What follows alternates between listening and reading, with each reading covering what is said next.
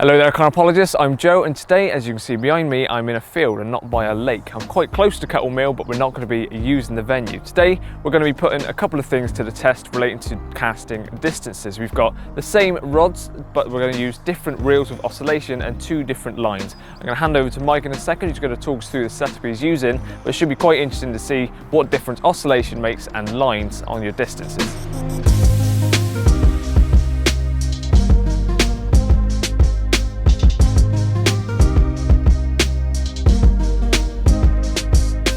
Okay, so we're here in the Midlands today at what we call the Field of Truth. This is where we do all our casting measurements because there's no better way of doing scientific measurements other than measured properly over grass instead of wrapping it up on sticks and that sort of thing. So we're here and we're going to look at two things, oscillation and line diameter and what difference it makes to casting distances, but we're going to do them separate to kick off with.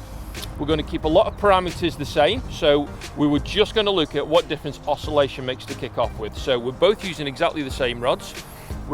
Incidentally, Mike is going to be the only one that casts the rods because there will be quite a bit of difference whether I cast the rods or Mike casts the rods. We've got exactly the same rods here, both 1340 TX Ultras, blasting machines at its best, but at the same time perfect for playing fish on. Reel, well, Mike, what have you got reel-wise? I've got the XTD. Yep. This is super slow oscillation 5. Yep. Which means 25 up, 25 down. Exactly. And I've got the new Shimano Aero Technium Magnesium, the ultimate Rolls Royce, and that has got super slow oscillation 10. And so this is 50 up, 50 down. It's just most impeccable line length you're ever going to get. So that's what oscillation gives you. The line we've got, what's this first one? 031. We've got 031, so around about £10 line, Shimano Technium line. £60 braided leader. And got a £60 braided leader on. And 4 ounce lead on both. 4 ounce lead on both. So we're going to have 3 casts of each of them, and so we're going to take an average. So all the parameters are the same other than the oscillation. So Mike's going to give a blast of these 3 times each, and we're going to see what distances we come up with, and then we'll move on to line diameter. The first one we're going to cast is the XTD 031 line, £60 braided leader and a 4 ounce lead. Let's see how it goes. On this setup we've got the Pearl Mag 031 line, exactly the same, TX Ultra, £60 braided leader and a 4 ounce lead. Let's see how the difference is. That's both rods out. We've got the far flags at 200 yards. Put one a bit closer for when we're using the £15 line at 160. So let's go up and have a measure and see what we got.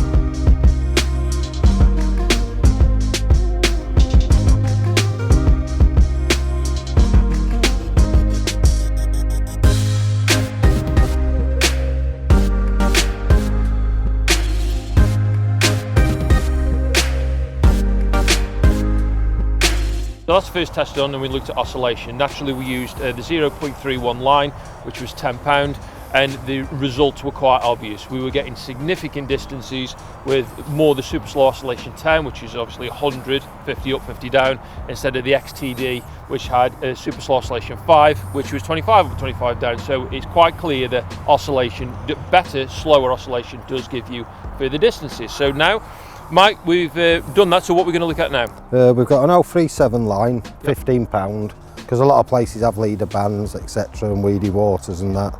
So we're just going to see the difference in how far these go. Yeah, so exactly the same setup, exactly the same rod, rod, exactly the same reels, but we're now going to look at using a thicker diameter line, how further, same or less distance you're going to get. So over to you, my mate. Let's have a play then.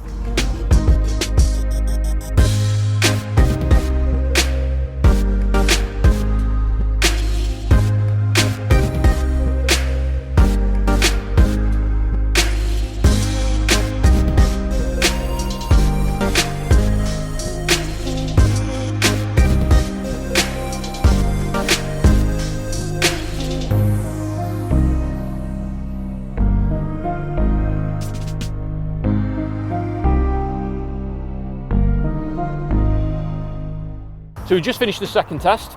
The only difference in the parameters again was just the £15 line instead of the £10 line. Same rods, same reels, everything. We were just testing the oscillation. So what did we find?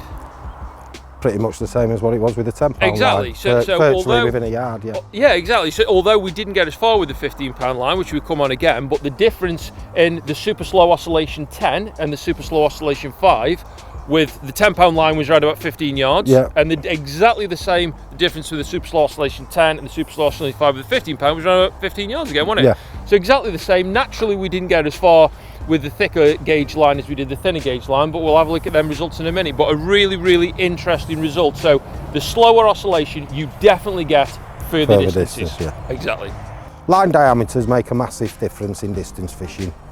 I don't like to go below 031, which is a 10-12 pound line. Because I'm fishing for big fish, I don't think it's fair. I like to land them. Absolutely, yeah. Yeah. And I mean, some lakes you can fish 140 yard. Yep. On a weedy lake and that, I'll use 15 pounds straight through. Exactly, which is exactly what we've got here. You know, we've got over 150 yards with 15 pound line. Yeah, exactly. But my distance setup would be 031 line Yep. and a leader. Yep. That'd be my go-to distance For the ultimate distance setup, yeah.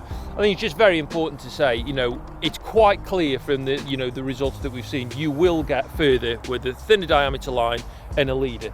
But it's also, it's absolute, fish safety is absolutely paramount all the time.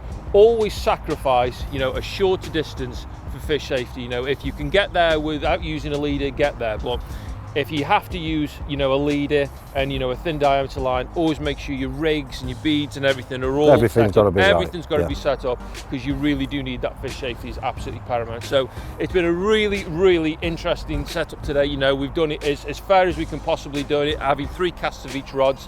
The results are absolutely obvious, as you can see from all the diagrams that we've done. And yeah, it's just been a really, really good result. So I hope you've enjoyed it.